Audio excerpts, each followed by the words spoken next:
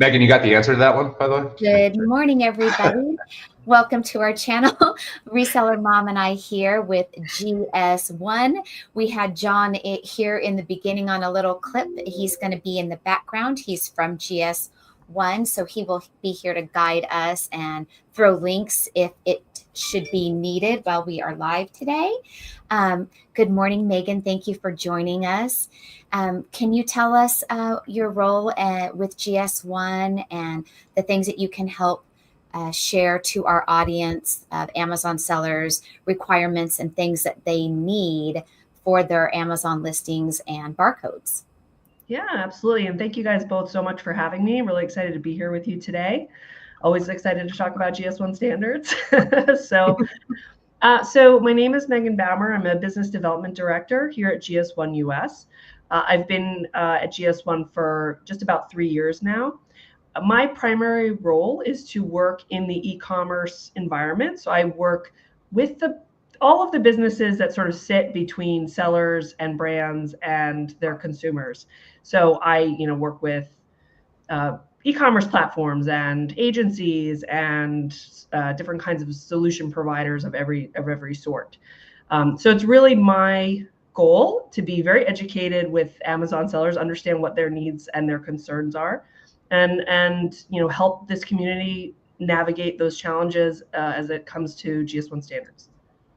That's awesome, because as you, I'm sure, already know, and definitely people in our audience know, Amazon has made big changes this year. Big sweeps of account deactivations, listings going down, lots more listings to be coming down, a lot of them due to bundling policy, not having correct barcodes. And so barcodes are going to be more and more of a requirement. So this is really good timing considering this big purge wave through Amazon, if you will. Yeah, and I think one of the things that we are really trying to do is get ahead of the issue as much as we can. It's always really difficult for people when they've built a great listing and it has a ton of reviews and a ton of equity and it's doing great business, and then it's shut down overnight, particularly this time of year. It gets shut down overnight and you have to fight to reinstate it because you don't have a GS1 UPC associated with your listing. It's a story we hear frequently. And in most cases, there's not a whole lot we can do to help those folks. So we're really trying to make sure that people understand to come to GS1 in the beginning to help you get your listings started the right way to begin with. That way you don't have these issues down the line. I think a lot of the concern for people is what's it going to cost me, et cetera. But I think long term, your listing has so much value to you.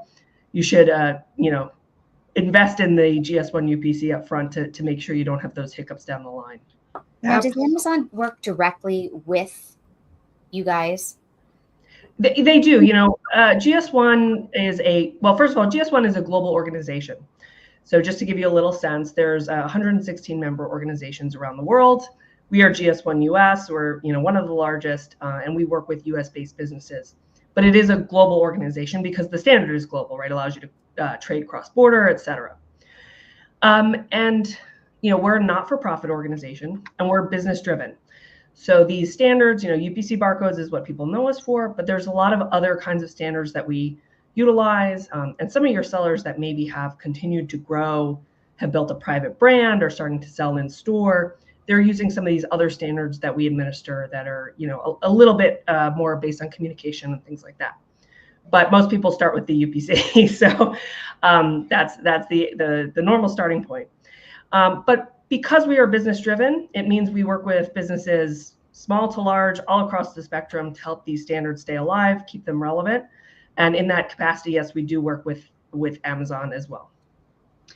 So I was going to introduce your website here, but also I just wanted to throw out, for information wise, that I have come across a few training courses that are out there in the Amazon world that used to suggest going and making your listing and putting it under generic and then, changing the brand and adding UPC codes later.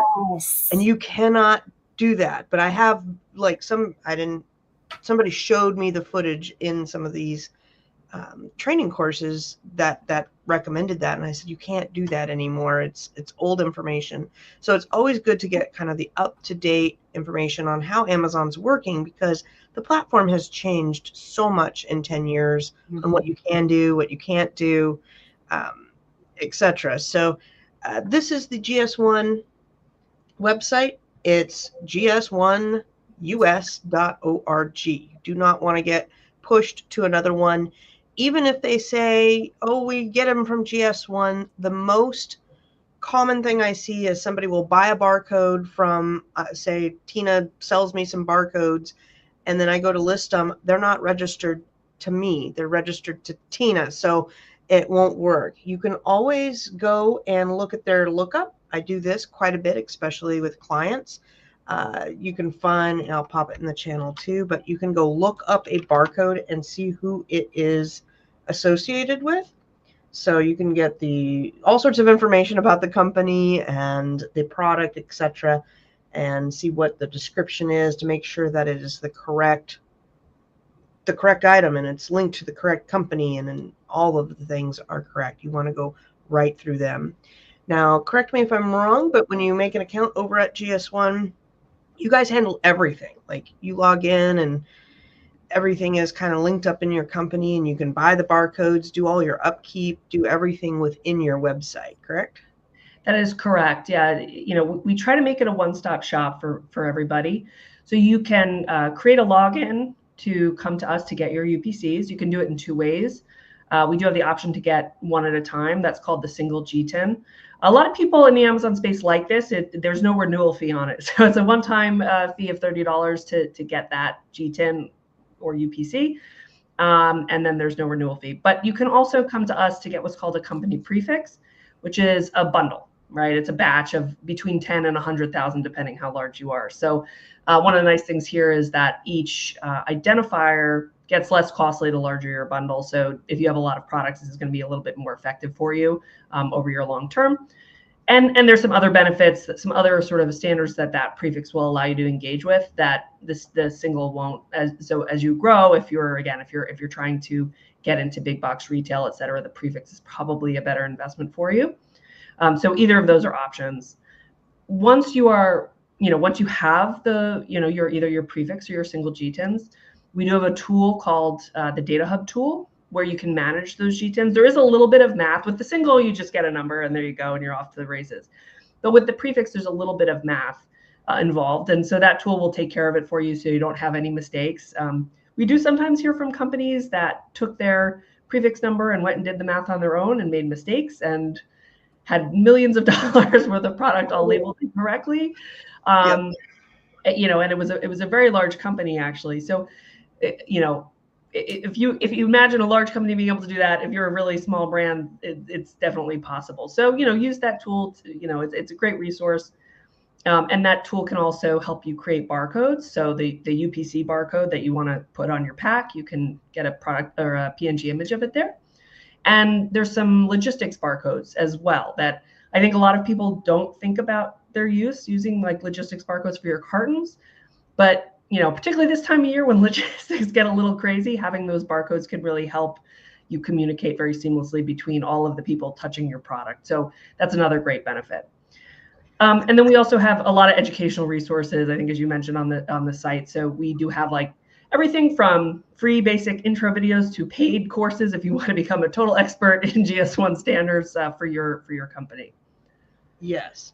And then for our audience, just to cover our bases here, could you go over the difference? I mean, barcode types is right here, but what is the difference? Because we often, when we're talking about it, we interchangeably use UPC with G10. What are the differences between all of those?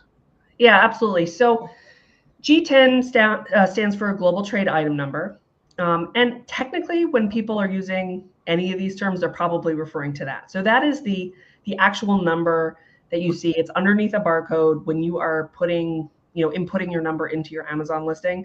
That's the G10. However, online, a lot of the times that gets called the UPC, right? So if you get asked for a UPC and it's a field, don't get confused why you can't upload a picture of a barcode. It's probably looking for a G10. It's just looking for it in a 12-digit form. If you are outside North America, you might license what's called an EAN, or European Article Number, and that's a 13-digit form of that GTIN. So on Amazon, you have all three options. Actually, you have EAN, UPC, or GTIN. If you're in the United States, most likely you're going to use UPC because you're selling a product. If you are also selling cases of that product, you're going to use a 14-digit GTIN, and you're going to select GTIN. Does that clear it up? We do get this question a lot, and we get a lot of calls to our member services team where people think their GTIN's not working because they're selecting GTIN and they're putting in a 12-digit number and saying, you know, this isn't right, something's wrong, and it's usually a pretty easy fix though. So, yes. All right. Based on something that you said, I am curious. I've always thought, because when I had bought some UPC numbers, GTINs, that word to me is interchangeable. Yeah. I had to renew them. And you mentioned that you can buy a single use on the site and you don't have to pay to renew it. Yes, that's correct. So this is a relatively new offering. They started offering this at the end of 2021. It's called a single GTIN. You know, if you go to our store, you can select either prefix and then you select how many you want, or you can select this single. And it's a one-time $30 fee. Again, it's very, very popular, especially, you know, if you're a smaller business, it's nice because you don't have to think about it every year. You don't have to pop in and renew it. You don't have to keep track of it. You know, it's just, it could get costly if you have a very large variety of products, you know, so especially if you're sort of in apparel or food, you tend to have a lot of colors, flavors, sizes, and it's probably not very effective for you. But if you're just getting started, or you're just getting started on Amazon, you want to put one or two things on there, and maybe otherwise you're direct to consumer and you don't need a whole lot of GTINs, it might be a really good option for you. Okay. Can I ask that question? I posed you right before we went live. Is a question I often get asked when clients are purchasing for their first time, and with Amazon checking that the number that we are entering is assigned, who it's assigned to, like Lucy showed with the example of the jam. You want to make sure it matches up to the brand that we're putting on Amazon. But I have my brand, Tina LL, or my business is Tina LLC, but my brand is Tina's Jam. What name do I buy this UPC code under to satisfy Amazon? Tina LLC or Tina's Jam? Yeah, so per the standard, it's going to be your company name that you use to license your GTIN. So you'd use Tina LLC in that case. And, you know, because it is your legal entity that GTIN is applied to. And you know, I'll tell you why. You might have, number one, you might have a couple of brands, right, within your, you know, you might have Jam and you might have a different prefix for sneakers, right. Yeah, all kinds of things, right? And so depending on your strategy and how you want to manage those things, it makes the most sense to use your, you know, your company name. Generally on the Amazon side, though, you can use your company name when you're setting up your listings to ensure there's like a clear connection there. And you're right, Amazon does verify the owner of, you know, or the licensor of a GTIN through our backend system. So it's helpful if you have your company name listed in your Amazon account. And if you have an issue later down the line where you've done this and you're having a mismatch after the fact, we do recommend people, you know, you can go through seller support and provide evidence that you are in fact the owner of that brand, even if it's not showing up linked to you. Generally, you can sort of provide a letter as well as your GS1 company prefix, which is in your account, to show that you are the owner of that brand. Okay. Nice. All right. So John has been sending over some links that I just want to go over and copy and paste for the audience here. We will also go and put it into the description. So if you're watching this on the replay, we'll put these in there as well. So this page goes over just general creating and kind of the whys, because your UPC code G10 is going to be used across all of your platforms. It's tied to your product and your company. We've got some education here. So if you're interested in learning more, We've got GS1 University. So excellent. Excellent. This is always good to bookmark and know it's there so you can ask and find questions. And then let's see here. This one is a single. Yeah, that's our store. And that's the page for the single G10 that Tina, you had asked about. So. Perfect. All right. And then we've got, this is also, I think, store. Welcome to the GS1 store. Yep. So if you look there, you can see, you can select to move to identifiers, which will take you down the path to either select that single or a prefix. There's also some great things that you can purchase, like our certificate courses. Again, if you're working with a business and trying to get really, really educated in GS1 standards, those can be some options as well. Oh, nice. Excellent. And then the database again. So going back to Tina's question, you're saying that the company name is what you ought to be tying this to when you fill out those fields. So that is a very good thing to know, because that could be confusing. A lot of people do. It is confusing because if your brand is Tina's Jam, and that's what I'm putting in the brand field, and then I've bought my G10, so I've put that number in as my product identifier, and we are assuming Amazon is checking that it belongs to the brand Tina's Jam, but I've bought it under Tina LLC, then it's like, where do I put that field in the back end on Amazon for it to all match when they go to verify it? So I know that that's kind of partly an Amazon question, and GS1 doesn't make Amazon listings, but in the back end of where we are creating listings, we have to fill in these fields in the back end. Yeah, and I think for some folks, they find the brand registry piece helpful as well, because they can set up all of their brands in one space. And it's great for, just generally their protection and all of that as well. So that's something that comes up with a lot of our members, maybe not right away, but as they sort of start to get down, the first couple of months on their Amazon journey, they start to explore brand registry. Yes. And that is probably one of the first things that I have to go over with people that are starting Amazon is you have your seller name, you have your company name, and then you can have a brand name, and they don't all have to be the same, but you can have different ones and different ties and all of that. Like Target is the store name, and they're doing business under probably Target LLC or Target whatever, but they sell all sorts of brands, right? So it gets confusing quick. All right, so do we want to move into the holiday stuff or the other parts on here, or? Sounds good. All right, we have let's see here. You had put in the bullet points labeling properly. What can we do to make sure that our products are labeled properly and that? Yeah, I think there's two pieces to this that one of which I sort of touched on briefly before. I think people think a lot about their product barcode, right? The barcode that goes on your box, and obviously that is very important. We have good information on our website as well as through our YouTube channel about some best practices of making sure that that's placed properly.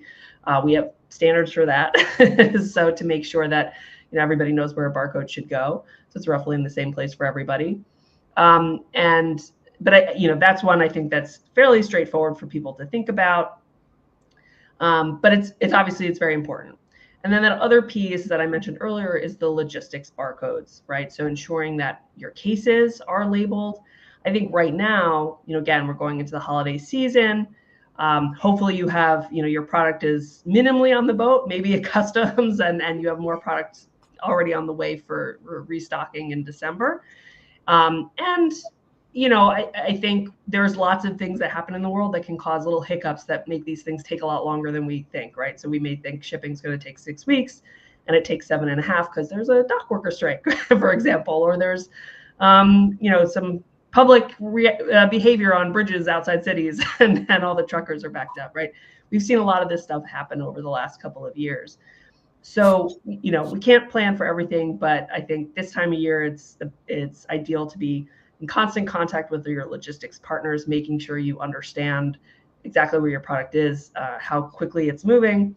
And one of the pieces to that is to make sure that the information about your product can move very easily between all those people that are touching it, right? So when it goes from the factory to the dock, to the boat, to the dock, to all the trucks, that information can be digitally moved. It's much more convenient and quicker than having just paper notes taped to boxes. So as I said, you can use that data hub tool we have to make this GS1 128 barcode. There's a great Help Center article about exactly how to do it. And that barcode can capture what your product is, capture that GTIN, what the item is, how many are inside. There's a lot of other things it can capture, if it's food expiration date or country of origin or whatever might be important, depending on what you're trying to accomplish. But I think just what it is and how many are in it as it's moving will kind of help your product move as quickly as possible. I've seen those barcodes on, the mini pallets I've ordered sent to my house, and I've never thought anything of it. I just assumed it was a barcode of the product that's inside that they just did in their warehouses to keep it easy. Yeah, I've really never put more thought into it than that. So that's pretty cool. And I think, Tina, you're right. I mean, that's basically what it is. It's what's inside. Let's keep it easy. Mm-hmm. We all know that our fulfillment partners, when they're happy, that makes our lives better, right? When they're happy and they can move things quickly, it's less costly for us, for sellers and just more efficient to get things in and out. And, hours to days mean a lot this time of year, right? So if your product can go very seamlessly right onto a shelf and right back off a shelf, that's good time spent. Mm-hmm. Nice. So the next kind of area to talk about here is forecasting, which is a great question. We get that a lot, like, hey, it's my first Q4. We're going in. I typically sell 100 units per month. How many should I expect during the holiday season? How do I forecast? What kind of insight can you give us on that? Is that a lot of variables? Yeah, there's a lot of variables, and Lucy and Tina, I'd love to hear what you guys think about that as well, because I think that's a tricky question. It is. My rule of thumb in a generic sense is plan for at least 3 times the amount that you normally do.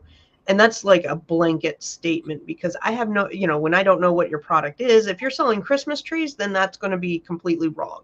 But if you're selling t-shirts, then, or toothpaste or whatever, I just find that at least 3 times, if not more. So it is hard to forecast. I mean, it's nice when you have the year before's data to go off of, and you can kind of see what they sold. What did you sell last year? Okay, well, let's plan for 10 or 20% more this year and go that way.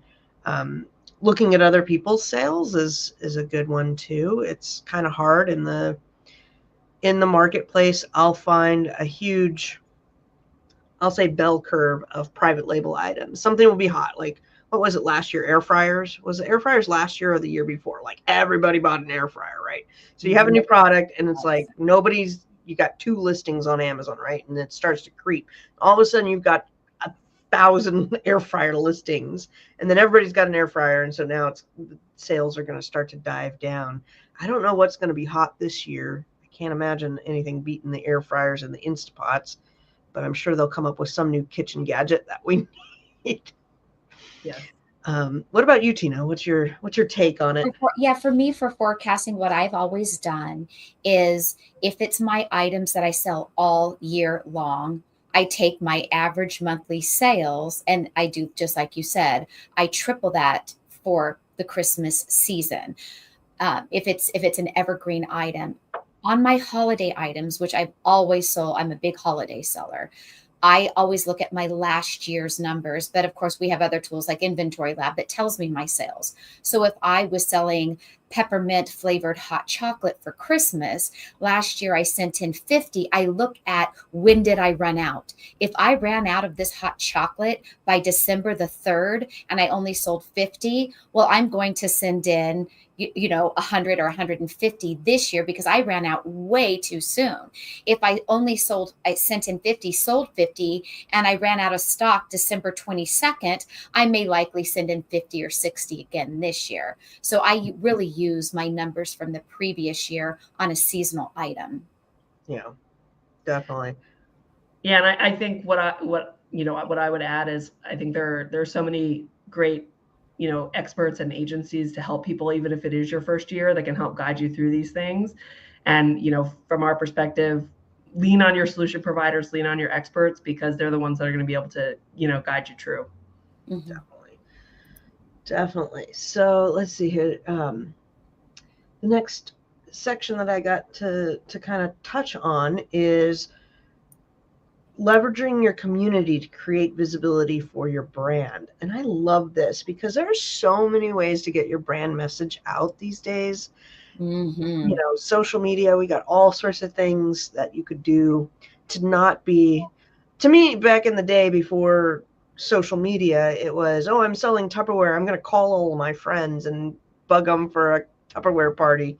And now it's like, no, you have the power of the internet. You can definitely hone in and find your target customer and do that.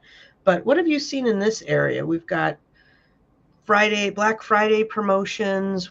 What do you see kind of the best way to market your brands and push that? Yeah, and I think this is the fun stuff. So, when you come to GS1, you're doing your housekeeping, right? You're sweeping under the rug and everything that you got to do to make sure your product gets to people. But if you have built a successful brand on Amazon, you understand marketing, and that's probably where you're spending, hopefully that's where you get to spend your time, right? Let's try to make the other stuff easy for yourself so you can spend your time marketing your product. I recently, heard a survey about brands that have a website doing significantly better in sales, even if they're not selling on their website, right? Even if they're driving traffic to other channels, but that website helps them legitimize their brand, tell their story, especially for that more, specific shopper, right? That wants to understand what's the brand I'm buying from, what's their message, how do they create their product, how is it designed and built.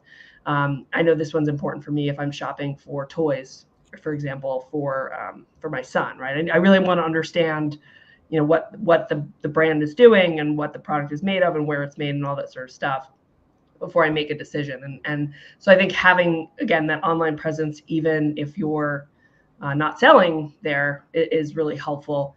And obviously we know social media, right? I mean, take advantage of your social media channels. Even folks that are selling D2C are heavily reliant on social media to drive traffic to their sales channels as well. So again, that gives you that sort of on the ground, very easy, very quick way to start talking about what your product is and how it works. One of the things that has come up a ton at conferences, Amazon conferences and shows this year is image quality and things like that. And, I think, there's a lot you can do on your listing, but it doesn't compete with being able to kind of push just images all the time via your socials or videos on TikTok, for example.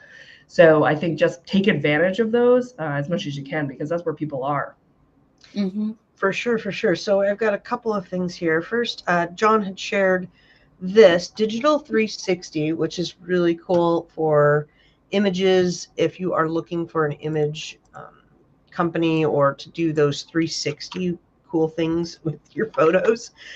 Tina was looking it up, and I guess there is a way with your iPhone, but it's not going to look as good as what a professional will do, for sure. So this I definitely want to look into after the show and kind of see what they offer and all of those things. I did want to just tell the audience right now that if you have questions about barcodes, GS1, listings, bundles, any of those things, let's get those questions in now. So go ahead and write them in so that we can ask the expert here live. And if you're watching on the replay, you can go ahead and ask your questions down below, and we will get them to Megan or John and get them asked and answered if we don't cover them in this thing. I wanted to just kind of throw out there that a lot of, at least myself, I don't know if it's all consumers, but when I'm looking at possible items to purchase, for me, I'm looking to make sure that the brand is not fake and they're not going to disappear in 2 seconds. Or take my money and scam me, because there's been a lot of scamming going on, which is so sad and hard. And Amazon has done their best to try not to have companies that pop up for a hot minute, sell you a bunch of stuff, and then vacate and not ship it out by doing the account reserves and other other hoops that you have to jump through as a new seller. But for me, that's why it's nice to see other people's website out there. I might be looking at whatever, like you said, toys for your kid or something, and if they have a legitimate website and they're on other platforms, then it's like, okay, I know they're a real company. They're not a fake one. Right. And then you can contact them if you need to, right? I mean, right. And I think, responsiveness to other reviews and stuff. This is also important, right? This is, if you have reviews and if they're negative, if they're positive, monitor them, respond to questions, all that sort of stuff, because it makes it clear that you are a legitimate seller, you're a legitimate brand, and you stand behind your product. That is a good and last topic on our sheet there was reviews. You had put, I think there was a huge difference between 3.5 reviews compared to 4.0 reviews.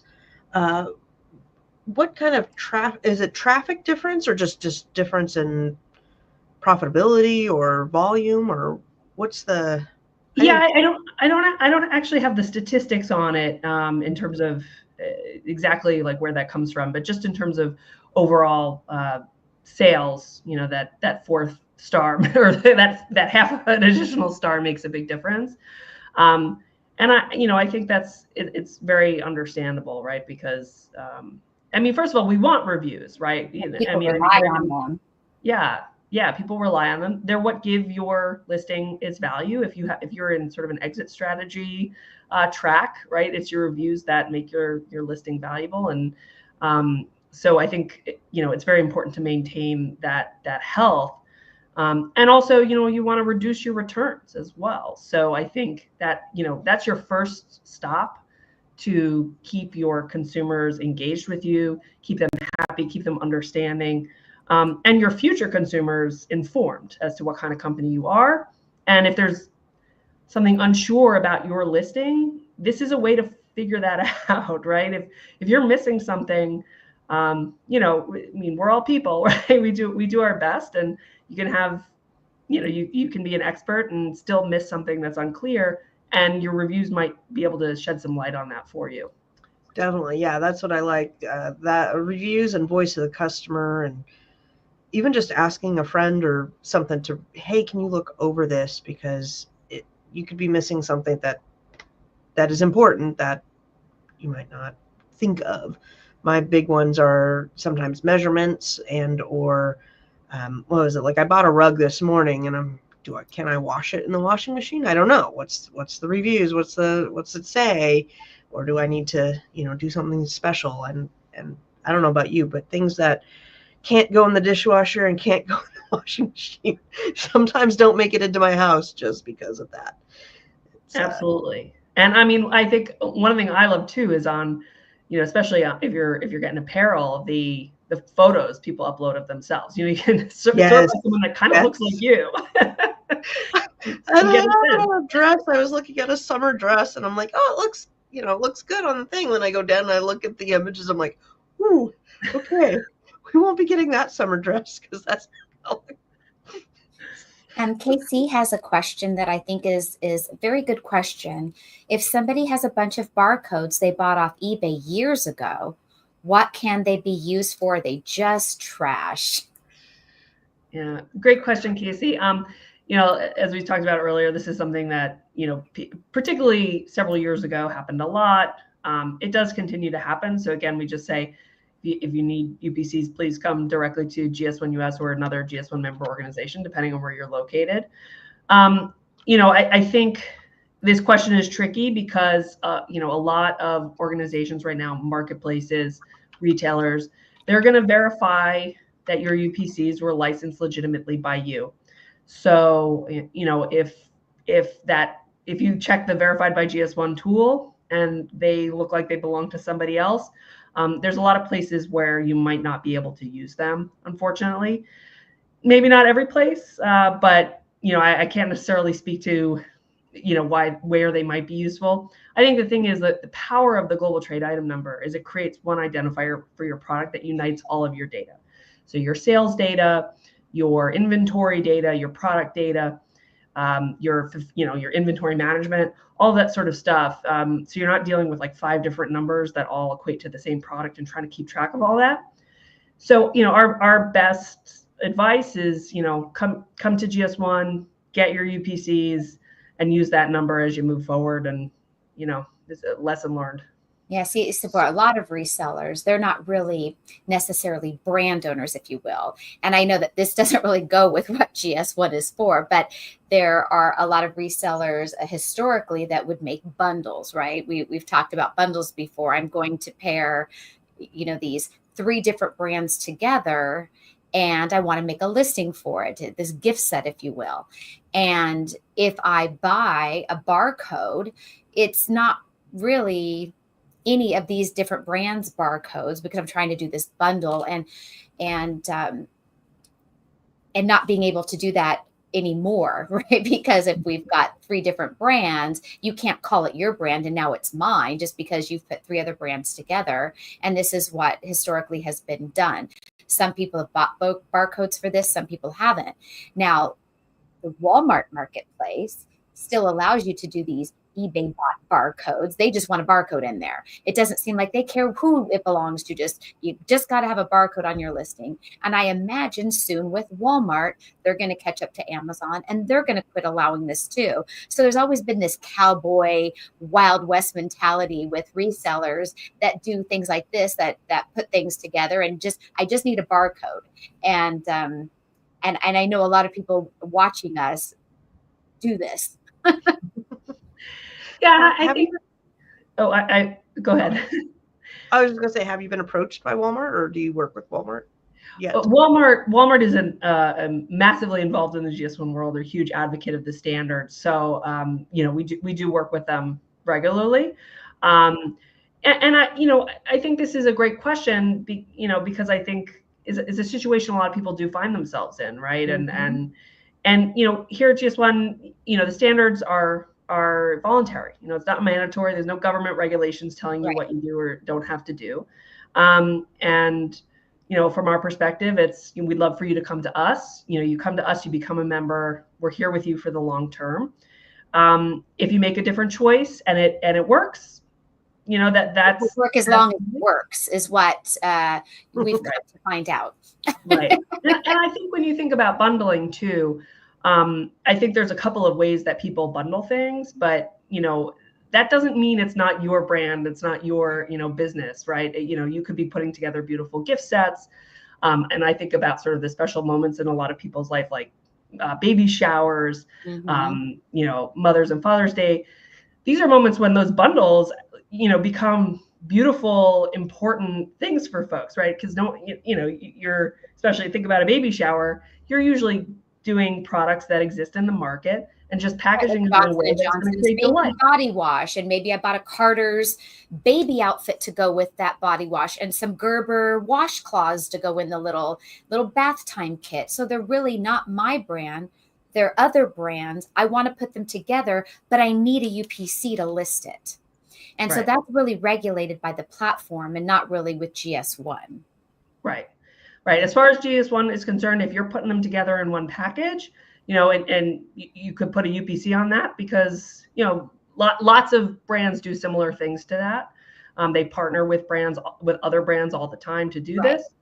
It's pretty standard practice. So we consider, that would be your physical bundle that you're creating. It's a beautiful gift basket, to Dina's LLC gifts, kind of thing. So definitely come to GS1 for that if you want.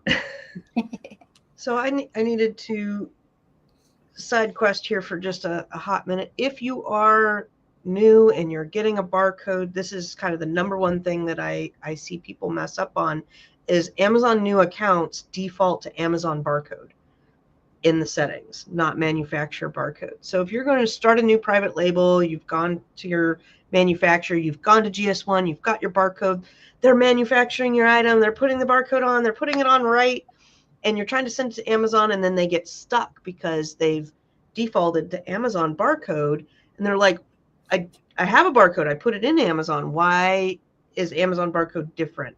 So I just wanted to make sure people understood that Amazon barcode is different than your GS1 barcode. Amazon's internal barcodes are just Amazon barcodes. So if you've already bought your UPC, your lovely UPC, you now have to cover it up with the Amazon barcode, and people get really stumped and hung up with that one. Great call out. That's usually initially at the time of shipment creation. You choose either to use Amazon's FNSKU label or use your barcode as a product identifier. So if they didn't set up their shipment correctly at that time, that's what ends up happening, is that Amazon expected their FNSKU label over that barcode.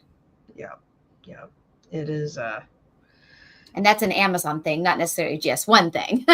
No, but I'm sure it creates a lot of problem, because if you then have to have that barcode replaced at FBA, that cuts into your margin, and Well, yeah, because Amazon will charge you to label every single unit you sent in. Yes, I had a lady last week who did 1,200 units over five SKUs, and it was all. And anyhow, I'm like, your stuff is at Amazon now. Like, it's cheaper to have them relabeled than to recall it, for sure. But that is one of the big problems I see with people who have bought the barcode and tried to do it right, and then they wind up to the logistics part of Amazon not doing well. Now, do you guys, like, I've only just bought barcodes and then I do my own thing with them and everything. Do you handhold for new businesses that want to start on different platforms? Do you have representatives that would help somebody like that if we sent them your way? Or is it just strictly like, we'll help you with the codes and placing them on the boxes, but not integrating into the other websites? It really depends, I would say. We do have a member support center. You can reach them by phone or by email. They're available 8 to 5 Eastern time. Very, very easy, nice people, very knowledgeable people. So anyone can always feel free to call them at any time, and they will do their best to provide guidance. We can't necessarily understand, all of the intricacies of doing business with any given partner, or any given marketplace or retailer, for example. They will do their best, and we do collect information about calls that are coming in. So if we're getting the same questions over and over again, we do look at those, try to identify solutions for them so that we have an answer for, next time for the next person if we didn't have one for the first. So on the Amazon space, we definitely, I think, have a little bit more expertise than some other areas, just because we get a lot of calls, right? So we have a long history of sort of answering questions about this. But so I'd say it's a little bit of both. That said, if there's something a little bit more complicated, I'm happy to share my contact information. Anyone is always happy to reach out to me. I do get people that call me after webinars or something where I throw my email in, and, not frequently, because, again, folks like you probably know a little bit better about the Amazon space. But if there's questions about Data Hub, they can't figure out how this whole thing works, we're always happy to help. So John sent me the link, and he said that there's actual humans on the other line, and they are in Ohio. So that is awesome to know. It looks like you can call and ask questions. This is awesome. I am totally bookmarking this, because I will get people that call, and it gets really confusing. So it's like, I need somebody else, because they'll be, well, I'm stationed in Spain, but I'm selling in the US, and I have a company named Y, but then I have a brand name this, and I'm on Amazon here. What should I put the name as my company? And I'm going, it's a little confusing. So that would be awesome to have another resource, because if you've ever tried to call Amazon, it's ridiculous. It's absolutely ridiculous, and it seems to be really particularly bad this year. I have too many people that they don't know the answers over on Amazon, which is terrible. And, sometimes our team can help with providing keywords to ask about, which can sometimes help if you have a question for seller support. They can help you kind of get routed to someone that understands what your question is about. Absolutely. Yeah, and that's what I run into, because people will say, well, I put the barcode on there. Well, which barcode did you put on there? Well, the one that Amazon gave you. Well, that's not your UPC code. That's an so yes, definitely use the wrong terminology, and that gets them into a lot of hot water as well, because the reps on the other side of Amazon get confused because you're using the wrong terms. Mm-hmm. Don't know. Yeah, that's a common one people will ask, is about what is my SKU, and they might mean their FNSKU label, and that can be very confusing. I have my little prop here. So obviously on the back of any product is our UPC, right? And then G10, isn't this one and the same, right? Okay, well, so the G10 is the number underneath. Technically. The UPC is technically the lines and spaces. Right. But when we are talking about our numbers, usually the two words are interchangeable, the same. So they're one and the same, but different, right? Meaning the numbers are. And then for Amazon, we have Amazon's internal barcode. This is your FNSKU. So a lot of people get confused because they think this is their UPC code, because it looks like the little lines. And so this is something that I often have to help explain to people who are newer, that just don't quite understand. And Walmart does these type of barcodes as well if you need them. Or they don't call it an FNSKU. Walmart calls this something else, but it's essentially the same thing. Yep. It can get definitely confusing. Same with what's your name, and I'm going. What do you mean? What's your name? What's your company name? What's your seller name? What's your store name? What's your brand name? I don't know.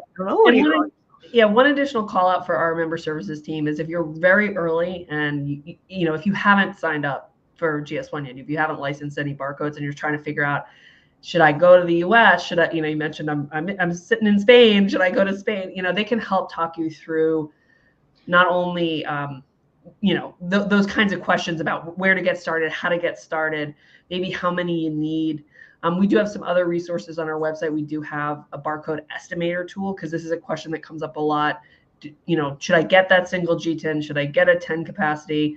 And it kind of helps you think through some of the questions about your product line that aren't always top of mind for people. How many of these things am I going to need in the long run? What's the best investment for me today? So that's another great tool that we have, that again, you can talk to member support and they can help you, or you can just go online and look at this barcode estimator tool, and it'll help you do some math. Yeah, really absolutely. Yeah.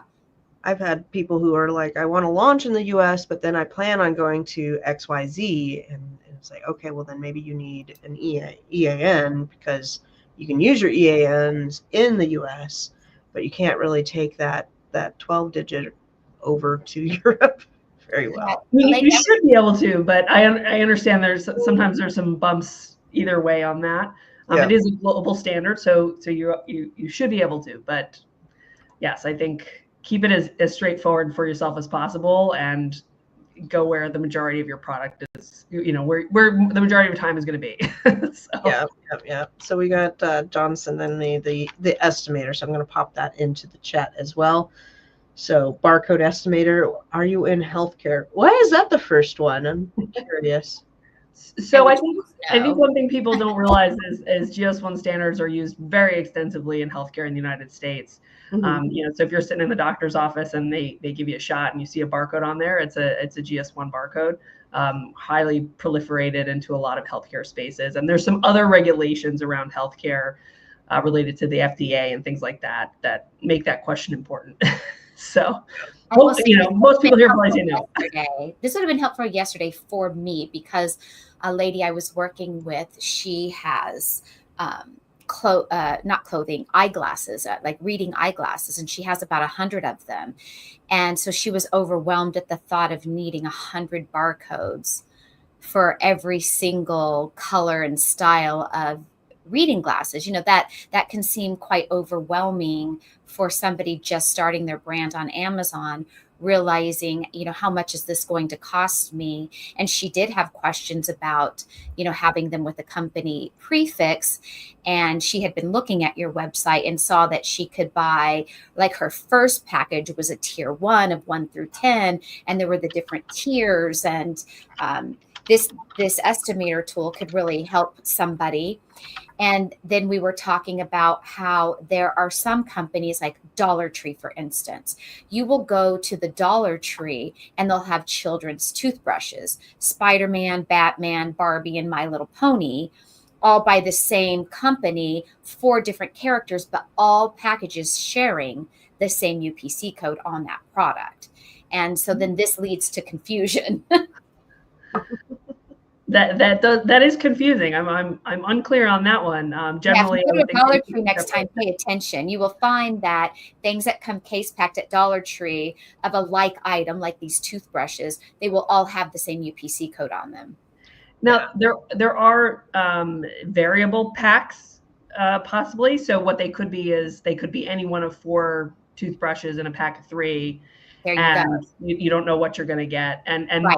that's a variable case back, and there is they can share a UPC, but if as long as you're selling them that way, that works. That's fine within the. But that does in a retail store. I don't know how that would work on an Amazon listing, and that's where.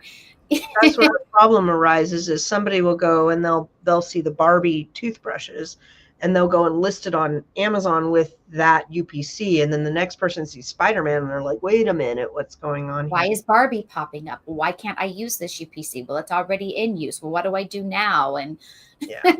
So Yes. Those are the intricacies that there's a lot of road bumps within Amazon on things like that some have been improved upon over the years, and then sometimes Amazon tries to improve and they wind up causing more harm than good when they're trying to do it. But yeah, Dollar Tree, it used to be, I don't think you can do this anymore, but it used to be people would just go to the Dollar Tree to get UPC codes, because then they could apply that to their product, because it wasn't linked to the GS1 system yet. And then you could have a barcode that was a legit barcode. Didn't really. Wild West days, my friends. So find that, and it took me a minute to figure out what people were doing, because you'd scan and then, like, wait a minute, what's going on here? But I think that has all been cracked down upon now. All right. Well, what are you getting ready for going into the holidays? Is it a busy time over at the GS1 for you guys, or is it? Things tend to slow down a little bit in December, as everybody, all of the people we work with most of the time are out busy and taking advantage, right, of the season. So, but for us, we're prepping hard for next year. We've got a couple of major initiatives that we're working on. In particular, we're in the process of launching an initiative to transition to a 2D barcode on packs. So right now, everyone knows that UPC.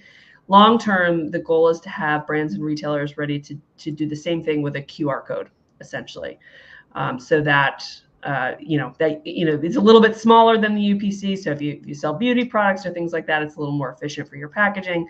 Obviously, from a consumer perspective, it's fantastic because it gives you the opportunity to learn a lot more about the products that you're buying, and that brand has an entirely new marketing channel to talk to their consumers in a store, in their home, all sorts of great ways. And so that's going to be a big initiative, continues to be a big initiative for us over the next couple of years. And we've been working on it for several years now, and finally getting some good traction there. So we're really excited about that.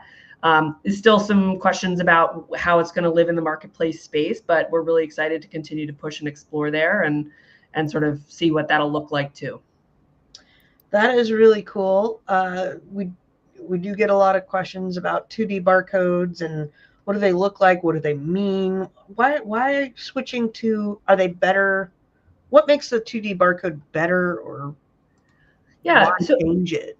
So the way right now, when you scan a UPC, at a grocery store, for example, all that is encoded in those lines and spaces is that 12-digit GTIN number. That's it. Your backend system can then pick up that number and, this is how much I've priced it. This is when, this is the information about my inventory about it, et cetera. But what's actually on the pack is just that number. A 2D barcode holds a lot more information, right? So you can embed things like batch lot information, expiration dates, country of origin. I mean, there's all sorts of things that you can embed, which, it opens a lot of possibilities for consumer safety, for recall management, for just better inventory management on shelf, making sure products that expire sooner are moving forward or getting sale priced sooner, things like that. So there's just like a lot of great opportunity for businesses there. And then brands want to be able to communicate more, right? I mean, brands are already putting QR codes on packs a lot of the time. Now all these channels, right? Unless you're buying D2C, you're buying through somebody, right? So a brand wants to be able to communicate with their consumer. They want to be able to story tell. They want to be able to, create a connection with them so that they can bring them back again. And I think that's a big push as well, is just trying to make sure that those things can be both done seamlessly, combine them so that people, because right now you got, a UPC and a QR code for marketing and maybe a smart label on your pack, if, for your free sensitive information, et cetera. And it's plus all of the different certifications, right? If you're fair trade or you're, Rainforest Alliance, all these things are, we're trying to fit all this stuff like on printed packaging. Things change very quickly. Regulations change quickly. It is a lot for brands and retailers to manage. Yeah. So this 2D barcode is just much more efficient at pushing information, both brand to retailer and brand to customer. That sounds really cool. And I got one last question before we wrap up things here. Unless if anybody has anything else to ask, now's your last chance here. Transparency codes. Do you guys deal with that or supply them, do them, and maybe kind of an overview on how does a transparency code differ from barcode and 2D barcodes? Yeah. So, a transparency code, and this is, my understanding, I'm certainly not an expert in it, but it is also a 2D barcode, but it is a proprietary barcode from Amazon that they will put directly on your product for you if you want to engage in this program. So it doesn't come from GS1. Okay.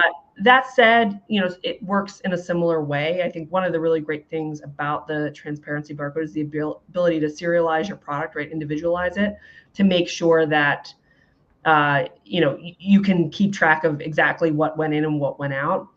And the GS1 2D barcode will also be able to do that.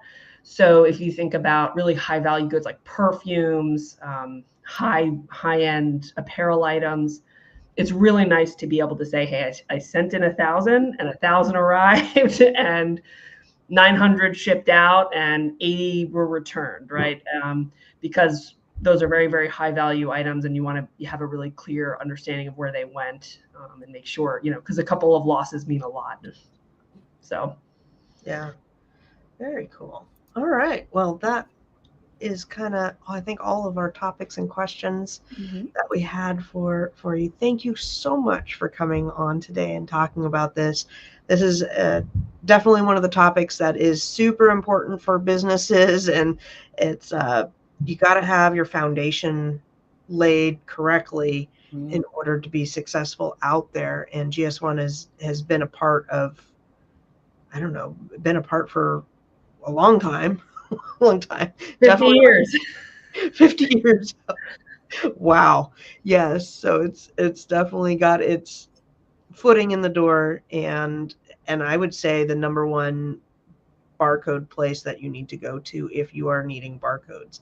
So thank you for sharing all that information, and I will get all of the links to the resources that we went over today down in the descriptions below. So if you are watching this on the replay or you're interested in all that, you should be able to come and click on the links. Is there anything else we want to add today, Ms. Tina? No, I asked all the questions that I had, and we already shared the viewers' questions that they had, and I'm sure everybody's just taking it in like we are. And I learned a lot last year when you guys came on, and it was helpful, and it helps us even help our clients. So we have a lot of clients that reach out to us for private coaching, and we always 100% recommend our brands buy their barcodes from you. As I told you before the show, I was on your site 3 times this week. Yeah. No, I definitely have them bookmarked, and I'm always funneling people there because it's a trust thing. They'll say, "Oh, can I use this other website?" I don't know. I mean, you could try. I wouldn't suggest it, but I know it's going to work over here. Like 100% know it's going to work over here. Don't have a clue over on these other websites. All right. Well, happy holidays to you. And I hope everybody here has a great weekend. And we are getting, it's almost Black Friday time. Yes. Almost. Batten down the hatches. I'm not ready for the holidays yet. I'm still in Halloween mode. But my husband's been out here he's putting wreaths on our front door right now. He's already put up our tree. My living room's right there. So he's started the decorating for us already. all right. Well, take care, everybody. Have an awesome weekend. Thank you so much. Thank you for having me.